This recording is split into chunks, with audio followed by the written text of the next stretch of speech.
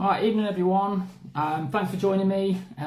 If you're watching live, just drop us a quick hello. And include your child's name in the comments. It's always nice for me to know who I've got watching, who takes the content, takes it in, etc.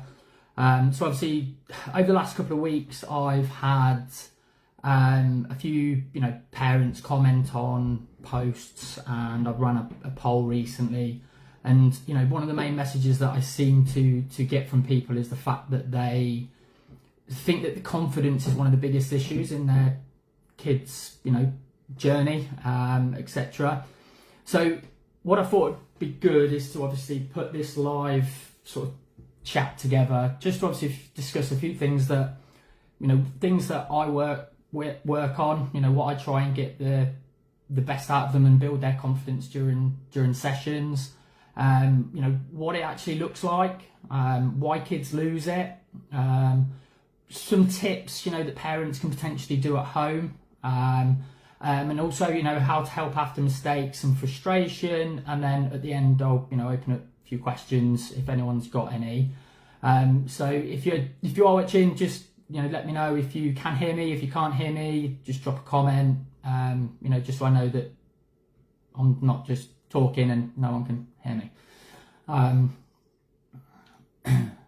Okay, so I'll move on to the first part. Just so you know, I have got obviously some notes in front of me. I'm not just managing to do this off the cuff. Otherwise, I would literally probably just waffle on and wouldn't actually get what I need to get out. So first things first is obviously what I'd like to go through is what confidence actually looks like in young players. So confidence in football, isn't just about being the loudest kid or the one shouting for the ball. Confidence actually, noticeable through behaviour. So, for example, a kid that might, show a sign of confidence would be someone that is asking for the ball, happy to try a new skill. They're still wanting the ball after a mistake. They're happy to use their weak foot, or they're at least trying to give it a go. They're being brave in one-on-ones. They're not sort of turning around.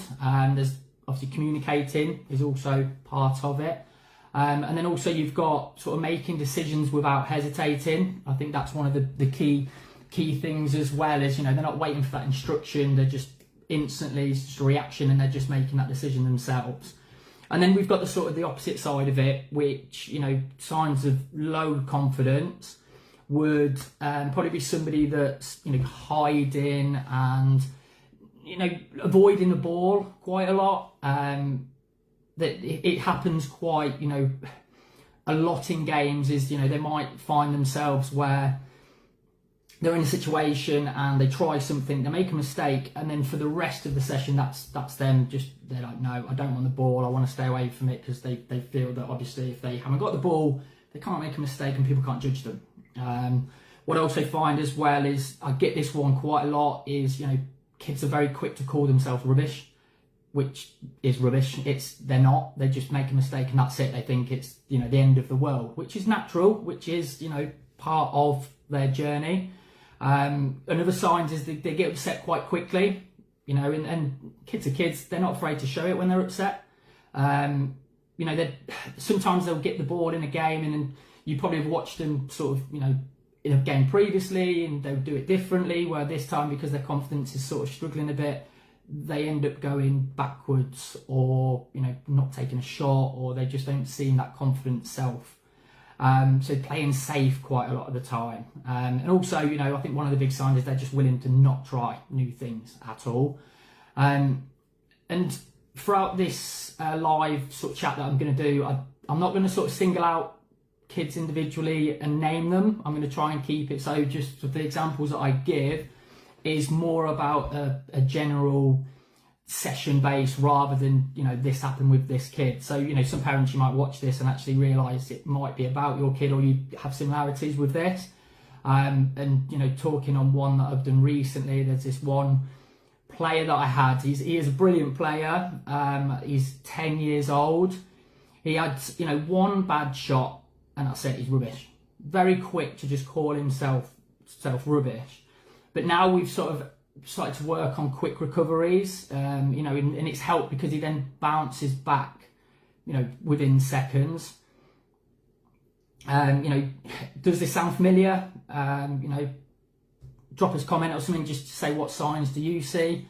See, Danny's got a few criticise themselves too much, then their head drops. How can we as coaches coach more confidence to keep trying things?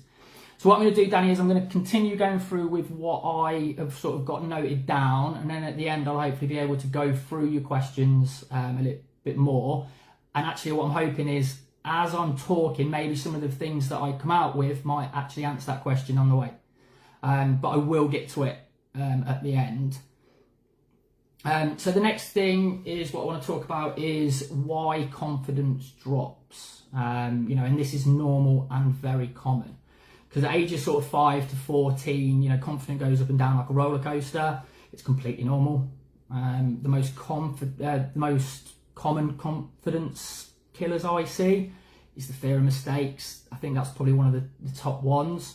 You know, kids think one bad touch and that's it, they're terrible. You know, another part of it as well, they like to compare themselves to others.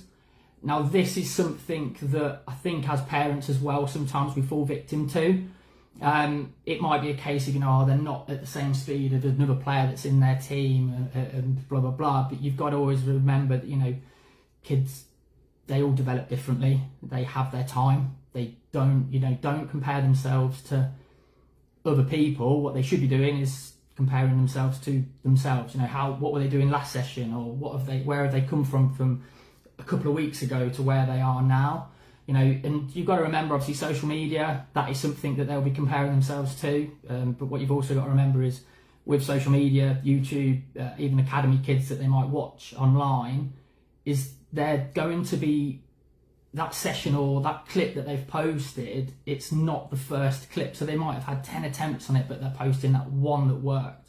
So if they're comparing themselves to this person that's, you know, done this amazing bit of skill, they're not seeing the multiple failures that they've probably had beforehand. But all that, it all builds pressure. And again, then we go pressure. And that's, you know, it's from themselves or from others. You know, most pressure does come from inside. And, you know, those of you that have had sessions with me, it's one of the first things that I'll say to a kid that comes to my session is, you know, that pressure is something that I will never put on you. It's all coming from inside yourself. And again, it is a common thing because kids, they want to impress. They want to impress coaches. They want to impress parents. They want to impress other kids. Again, natural, but it's, you know, what we're trying to do is trying to get them realizing that it's normal to make mistakes at the end of the day.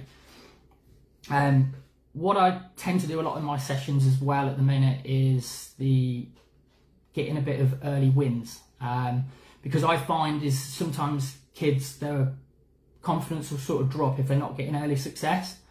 You know, you might have a kid that turns up and he's absolutely buzzing. Within the first 5 minutes, something goes wrong and they just feel that the whole weight of the world is on their shoulder, and they'll, like I said earlier, they'll hide from the ball, they won't communicate, they'll just pass safe, or they just won't be in a position to receive the ball at all.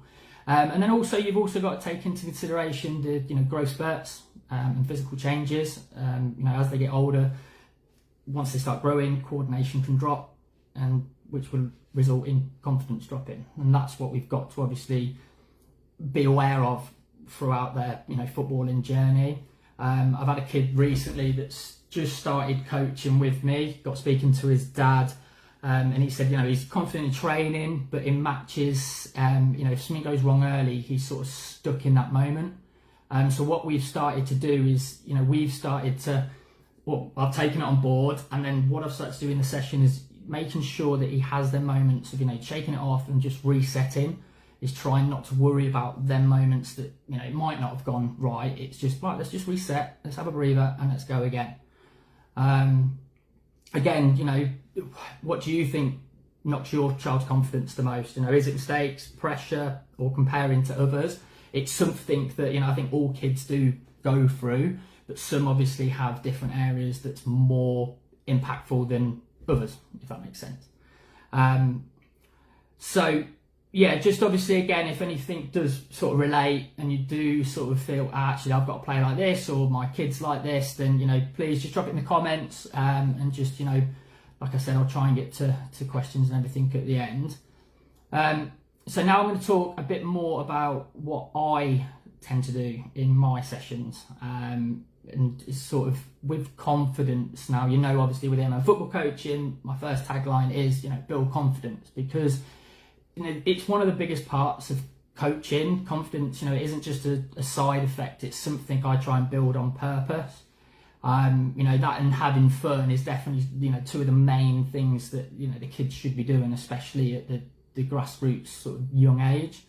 And what we find is we break the sessions down. So those of you that obviously, again, that have been to one of my sessions, or your kids have had sessions with me, you'll notice, I think 95% of my sessions will start with key PFPs, because you might think it's just a technical thing. The kids might feel, what's the point of me doing key PFPs? What am I getting out of this? And yeah, there's technical side of it as well. But what's actually happening is the key PFPs are there for the small wins as well. Because if they set a target straight away and they beat that target, well done, we've now got a win. The next one is, they might not struggle with it. So then it's my job to obviously bring them down. I think we'll start from one and we'll build it up. So they are continuously getting them wins, then, going through. So they start to build that confidence within the first 5-10 minutes of the session. And going, recently I've had a kid that key PFPs, she's actually developed really well on the key PFPs, and we had a session on Monday just gone. And without me even saying anything to her, she started to just naturally just testing herself with a weaker foot. And, it's then my job to give that enthusiasm, to get her really excited about it, because it was a massive achievement, but she had the confidence to do it herself. There was no, I give you the challenge. She challenged herself. And again, that's a sign of confidence. She's willing to do it without any input from me at all. Sometimes if you find a kid that is struggling quite a bit with either a session or the confidence in general, is try and breaking it down into smaller steps. Because I find, sometimes kids don't sort of need big leaps. They need, achievable steps. So it's making sure that, if they've got the, say for argument's sake, you're saying, right, they've got to do this sort of pass with this side, or touch with this part of the foot, and then a pass to a certain place, and then they've got to receive it on the back foot, and then you've got to dribble. Instead of giving them it to them as one big drill, it's breaking it down. So we'll just work on the first part, then the second, then the third, and so on, till then at the end it sort of builds it all together, if that makes sense. And I've had one actually recently talking about that, is we did a drill where they had to dribble the ball. So they dribbled to a cone, they passed to me, they then had to move to a different cone to receive the ball. Then they had to obviously open their body, use that first touch to take it closest to goal that they could, to then result in a shot on goal. Now, one of the greatest things about this is what happened is when they did it, so they missed the shot. So all of their energy, all of their focus went on the fact that they'd missed the shot. So then what I sort of spoke to them about was, okay, let's look at the whole thing now. Let's not just focus on, the end result. Let's focus on everything else you did before. And what happened was their dribble was superb.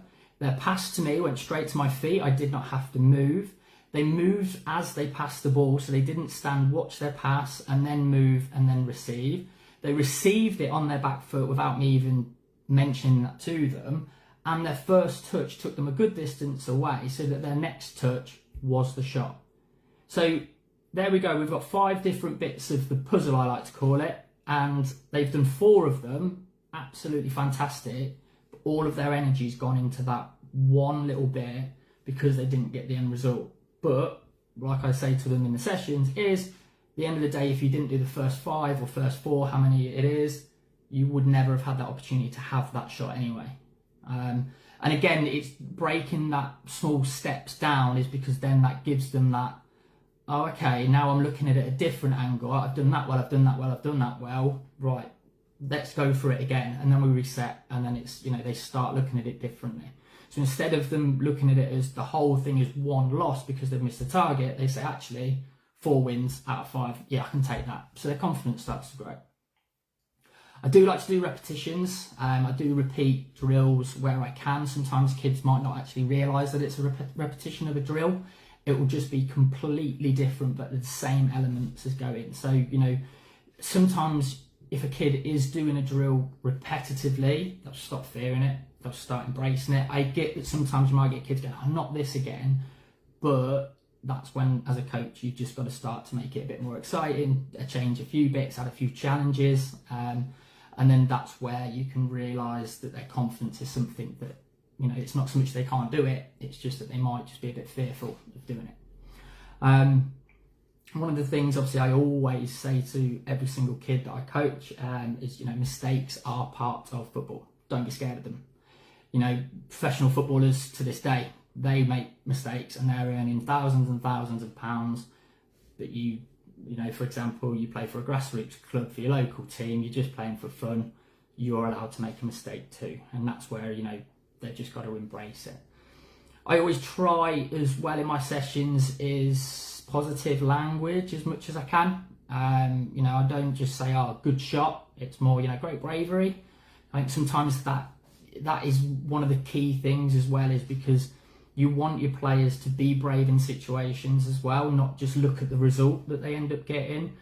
Sometimes kids will come and they'll do something that I don't even expect.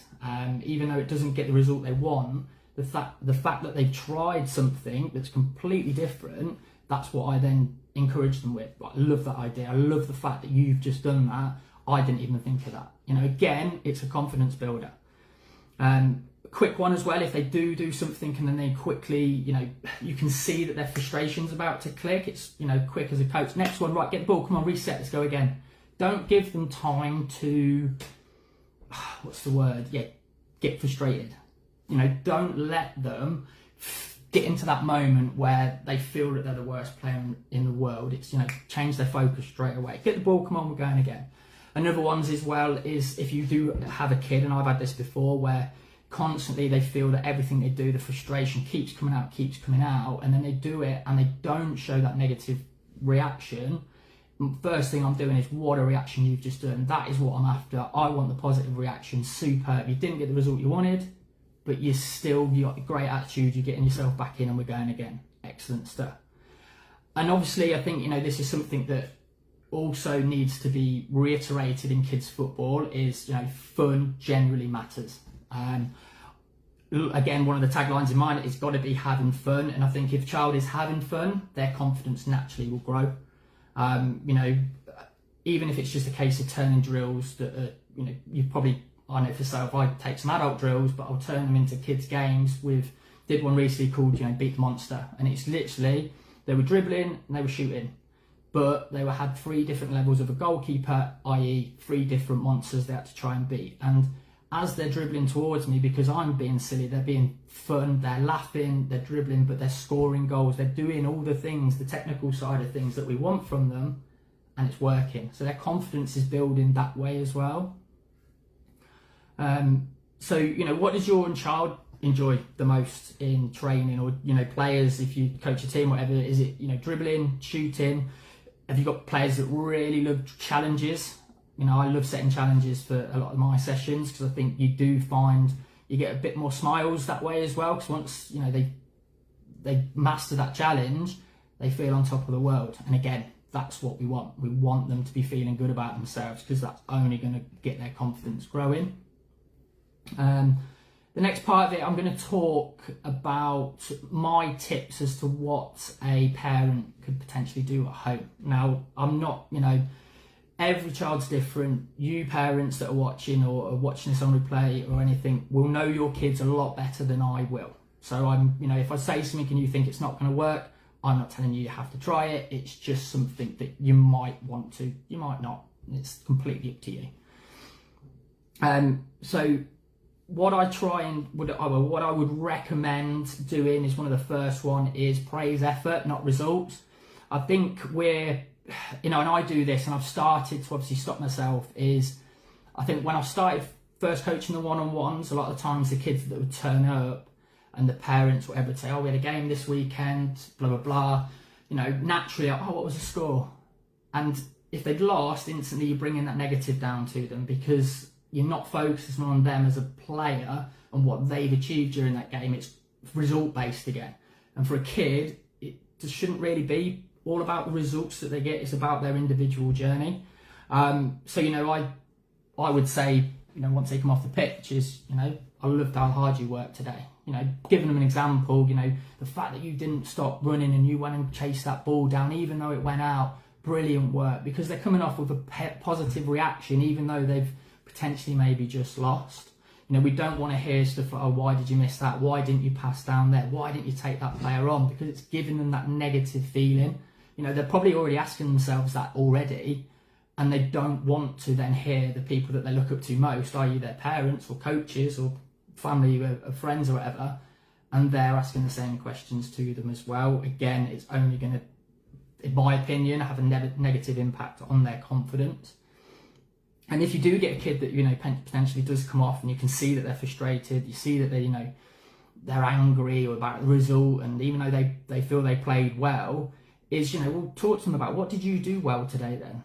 Because then you're shifting them away from that result again. You're literally getting them to talk about the things that they did well, and you'll start hearing it in their voice, and you'll see the way that they sort of talk to you, is that the confidence and the happy feelings are starting to come out.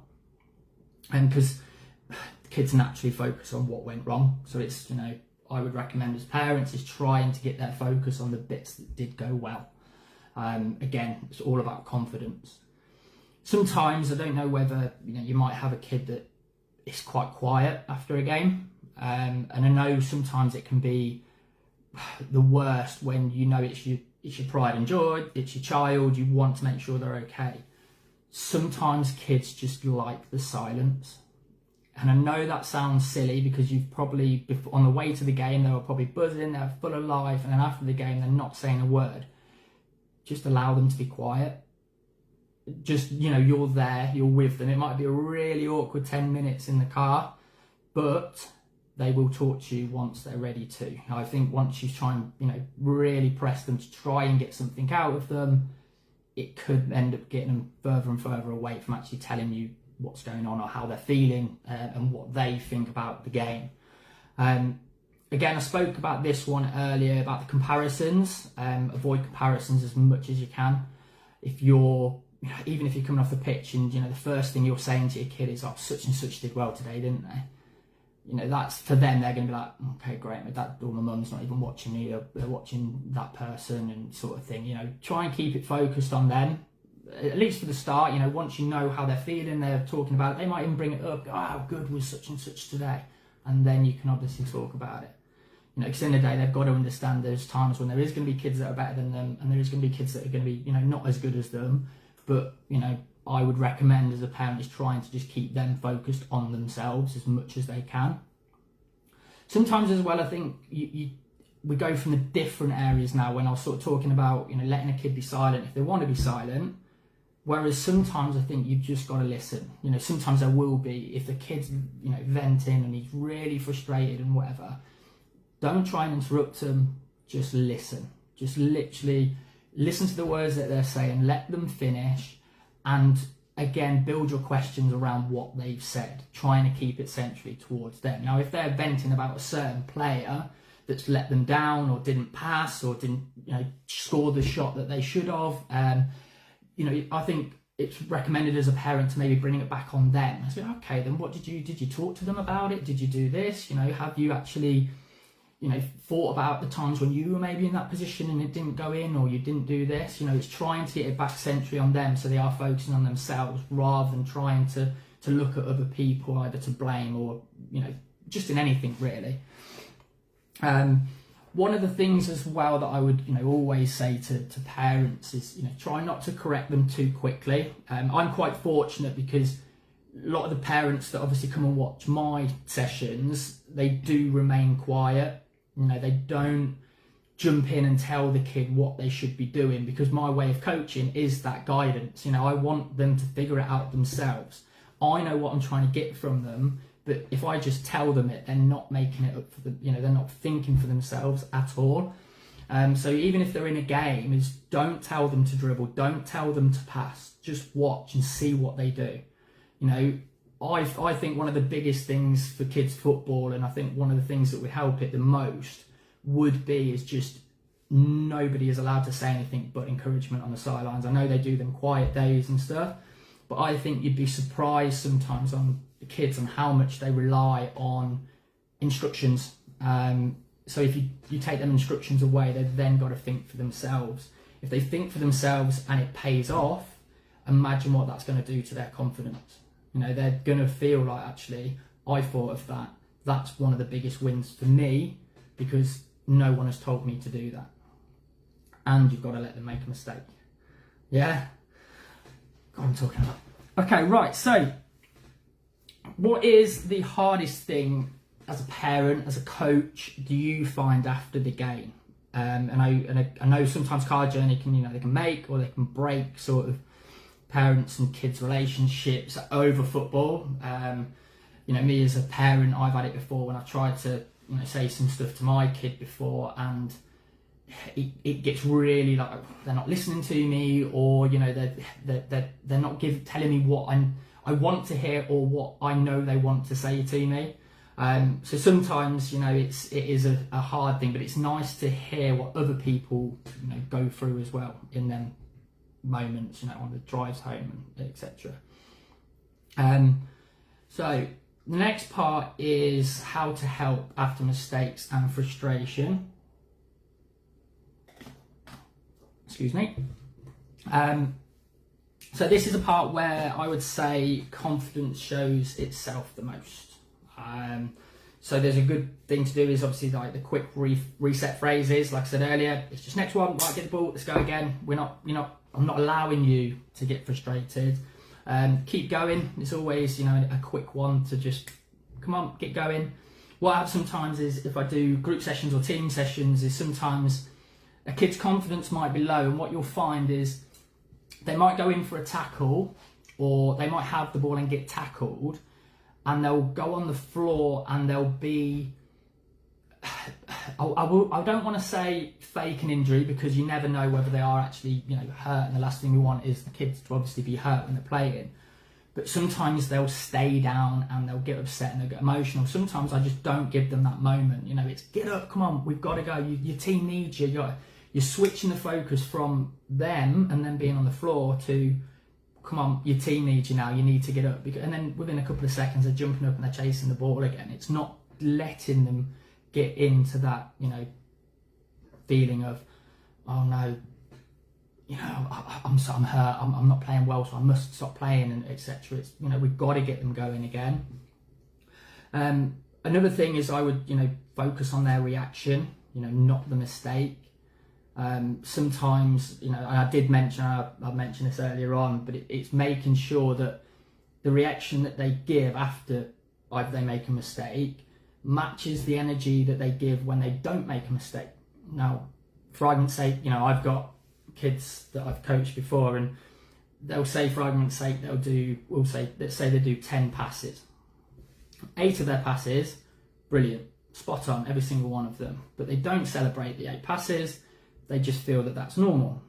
The 2 that they then misplace, the amount of energy and frustration that goes into them 2 that they miss outweighs the 8 that they've done correct. So again, you know, it's right, I'm going to bring you in there to talk to you about this, because you are wasting so much of your energy on 20% of what we've just done, but you didn't give me that same energy when you did 80% correct. So again, but when they do it and the reaction does change, so as in, you know, their reaction is they're not kicking off, they're not getting frustrated, they're going, right, come on, I want the ball, I want to go again. That's when we can say, you know, right, your recovery on that was absolutely fantastic. That's what I want to see. You know, not there. I don't want to see the reaction of you getting crossed. I don't want to see the frustration or you kicking the ball away. So I've had that a couple of times as well. One of the things I do sometimes as well is slow breathing, you know, small pauses sometimes, because this happens quite a lot in key POPs actually. Is a lot of kids, they'll get the ball, they'll do their key POPs, say if they don't hit their target, without even thinking they pick the ball up again, they're going again, and you know, I have to get them calm down, slow down. And that's another thing that you want to try and get them to do during the games and training and everything. If you find someone that's just, you can see smoke coming out their ears because they're just trying to get everything so perfect, it's just, hey, just calm down, give yourself a moment, recenter, refocus, and then go again. You don't want a hot-headed, player running around the whole training session or anything like that, because the frustration's only going to grow. And this is another thing I say to a lot of the players is, at the end of the day, whatever emotions or feelings that you're giving off, it's going to give off into that football. It sounds silly, but it does. If you're frustrated, that ball's going to be frustrated, so it's not going to go to where you want to go it. Whereas if you're calm, you're focused, you're breathing, the ball is going to stay calm, and it's going to be a lot easier for you to play the game. Another thing is, obviously, I would recommend is, remind them of past wins. I've had people before, not just kids this one, I've had adults where, they've done a session probably the week before, we've done it again and it didn't go right, and I've had to just say to them, last week you were smashing this, so you can do it. Don't get yourself frustrated. And, one of my pet hates is when I hear the word can't. I can't do it. You can. You're just having a bit of trouble at the minute. So let's slow it down.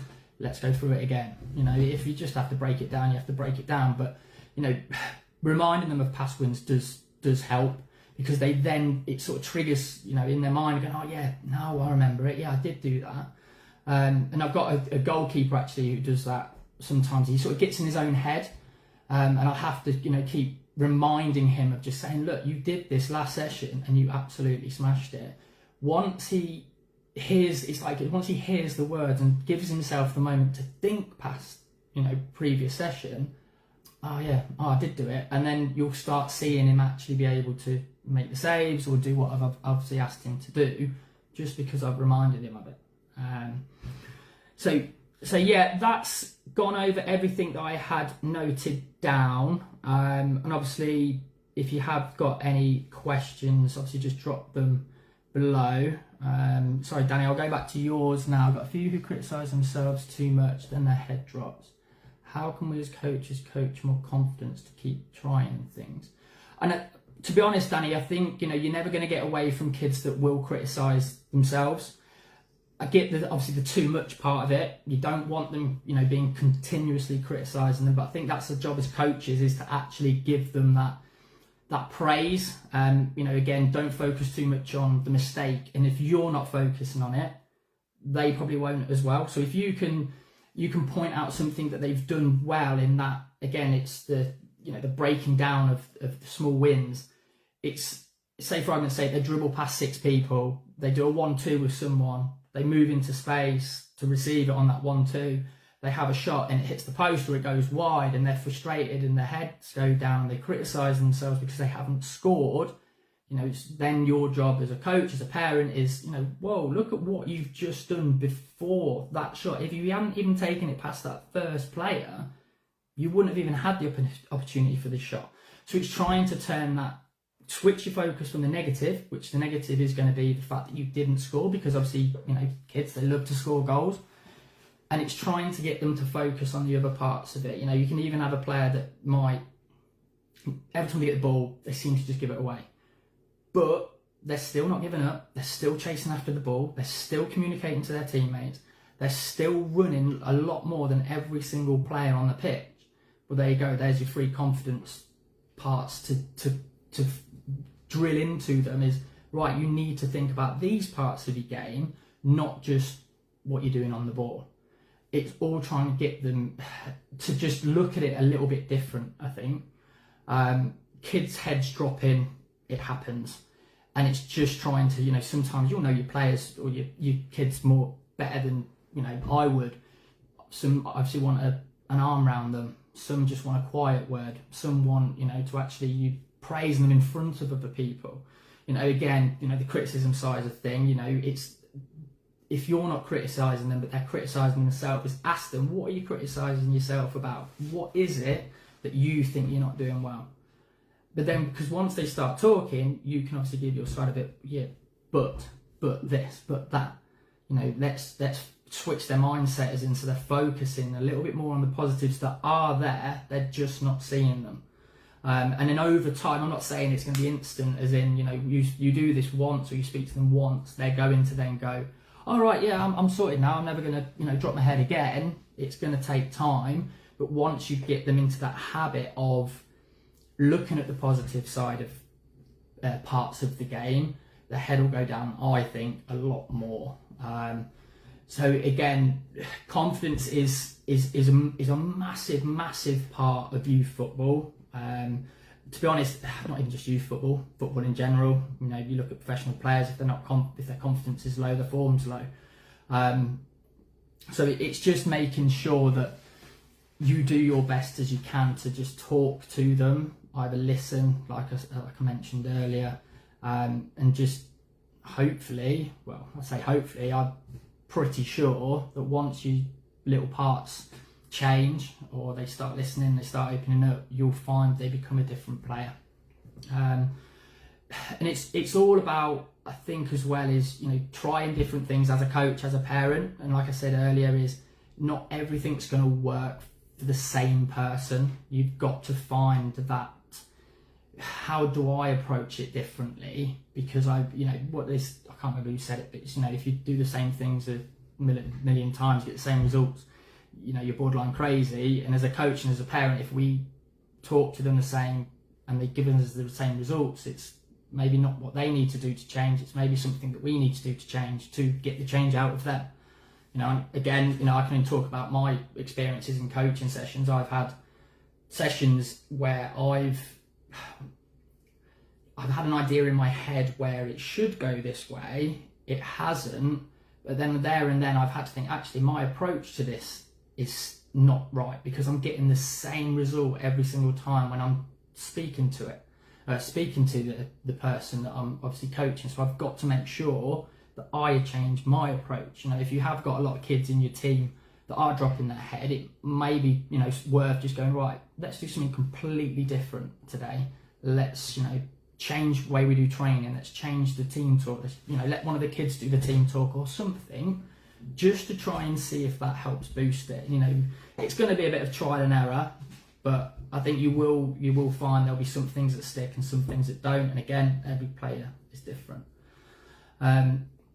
So I think, anyone else got anything else? I hope that has answered or at least helped you anyway, Danny. Now obviously if you want to speak about it more, just drop me a message or whatever. Again, with anyone that is watching either live or you watching on repeat, and you do find any of this useful at all, please let me know. It's always nice to sort of realise that I am helping people if I can.